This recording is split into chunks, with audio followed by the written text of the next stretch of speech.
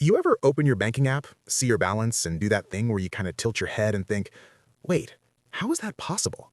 Like, you didn't buy a car, you didn't go on vacation, you didn't do anything crazy, but somehow the money just disappeared. Groceries felt normal, that random online order felt small, coffee was just $5, food delivery was, I deserve it today. And honestly, you were stressed, tired, maybe bored, maybe a little lonely, and spending felt like this tiny pocket of relief. And yeah, I get weirdly fascinated by this stuff, and I spend way too much time thinking about money, why we make the choices we make, and why two people earning the same salary can end up living completely different financial lives. Not because one is smarter, not because one works harder, but because of tiny habits that feel harmless in the moment. Because here's the uncomfortable truth. Most people are not stuck financially because of one big mistake. It's not a failed business, it's not a bad investment, it's not some dramatic collapse. It's something way quieter, way more normal. It's comfort spending. And the wild part? It doesn't feel dangerous. It feels safe. It feels like self-care. It feels like reward. It feels like survival. But what if the very things that make life feel manageable today are quietly locking you into the same financial level for the next 10, 20, 30 years? What if the trap isn't obvious at all? By the end of this, you're probably going to look at your spending very differently. Not in a guilt way, not in a never enjoy life way, but in a way that gives you control again. Because honestly, most people are not broke because life is expensive. They're broke because comfort is addictive. And yeah, I know that sounds harsh, but stick with me. Let me paint a scene. It's Thursday night. You're tired. Work was annoying, someone said something dumb in a meeting, traffic sucked. You get home, open your phone, and suddenly you're ordering food you weren't even craving. You're scrolling, maybe you add something to cart, maybe you buy that shirt, maybe you upgrade something you didn't plan to upgrade. And in the moment, it feels good, like exhaling after holding your breath all day. Here's the shift most people miss. At some point, spending stops being about solving problems and starts being about managing emotions. That's huge, because when spending is tied to emotions, it becomes automatic. You don't think, you react. I had a phase where every stressful week ended with me buying something productive. New notebook, new app subscription, new desk gadget. I told myself I was investing in improvement. Honestly, half that stuff is still in boxes. Why does this matter? Because middle-class financial stagnation often isn't about income ceilings, it's about money leaking out through emotional decisions. Simple breakdown. Need spending solves life problems.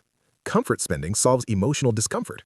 And emotional discomfort happens a lot. Actionable takeaway. Next time you want to buy something, pause and ask one question. What problem am I solving right now? If the answer is stress, boredom, or feeling behind, pause. Not forever, just pause. That tiny gap is power. Okay, this one is sneaky. You get a raise, maybe 10%, maybe 20%. You feel proud, you deserve to celebrate. So you upgrade small things. Better apartment, better phone, better restaurants, better subscriptions, better clothes. Nothing insane, just slightly nicer life. Here's the trap. Your expenses rise almost perfectly with your income. So you feel richer, but you're not actually building wealth. It's like running on a treadmill that slowly speeds up. You feel like you're moving forward, but you're in the same place. I remember when I first started earning more, I told myself, I'll save once I feel stable. And you know what? That feeling never came. Because comfort keeps redefining itself. Why it matters? If every raise gets absorbed by lifestyle, you stay financially fragile. One job loss, one emergency, one bad year, and everything feels shaky again. Actionable takeaway. Every time income increases, lock in at least 50% of that increase into savings or investments before upgrading life. Not after, before. Future you will literally thank you. Okay, honest moment. Go check your subscriptions. Like, actually check them later. Streaming, cloud storage, apps, premium versions, memberships, gaming passes, fitness apps, learning platforms. Individually, nothing. Collectively, terrifying. I once added mine up and had this moment where I just stared at the screen like, wow, I'm paying hundreds every month for things I barely use. Why it matters? Subscriptions are comfort spending disguised as productivity or entertainment. They remove friction, and friction is actually good for money. Simple concept. The easier it is to spend, the more you spend. Actionable takeaway. Do a subscription fast once per year. Cancel everything, then add back only what you actively miss. It feels extreme, it works. This one hurts. You see friends traveling, buying homes, upgrading cars, posting dinners, posting outfits, posting life wins. And even if you're happy for them, there's this tiny voice. Am I behind? And suddenly spending becomes about identity, not survival, not joy, identity. I once bought something expensive mainly because people around me had similar stuff.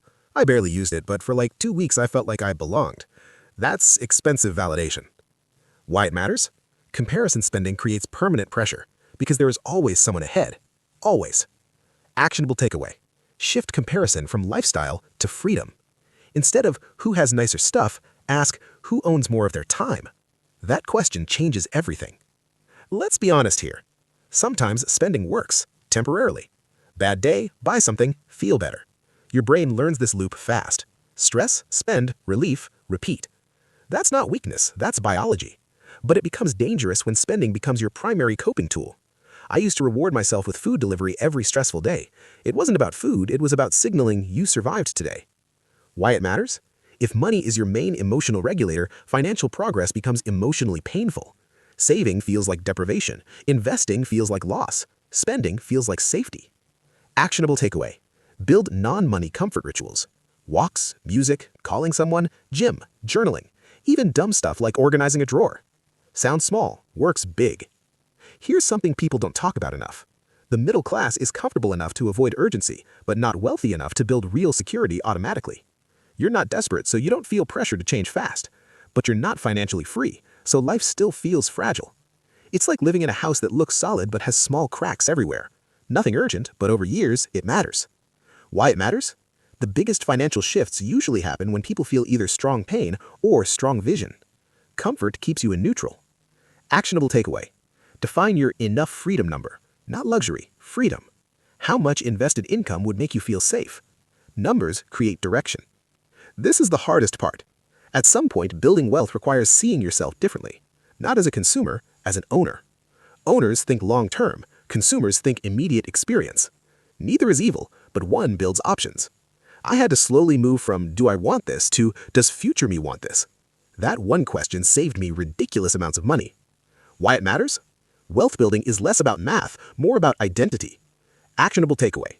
Start saying, I'm someone who buys freedom first, comfort second. Feels weird at first, then it feels powerful. So here's the thing.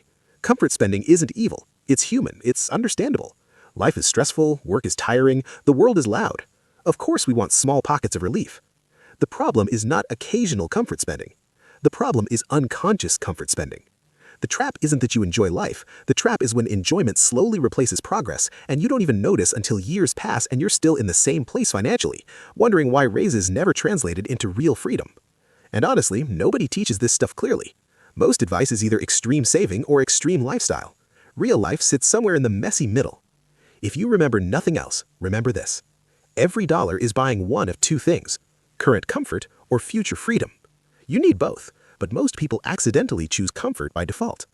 And you don't have to flip your life overnight. That never works anyway. Just start noticing. Notice emotional spending. Notice lifestyle creep. Notice comparison triggers. Notice automatic subscriptions. Notice stress spending loops. Not with guilt, just awareness. Because awareness is where control starts. And if you slowly shift even 10% of comfort spending towards freedom building over years, the difference is massive. Not dramatic, not overnight, but real and calm. And maybe one day you open your banking app and instead of confusion, you feel something else. Relief, control, options. And honestly, that feeling beats any impulse purchase. Every single time. You don't need to be perfect. You just need to be slightly more intentional than yesterday. That's it.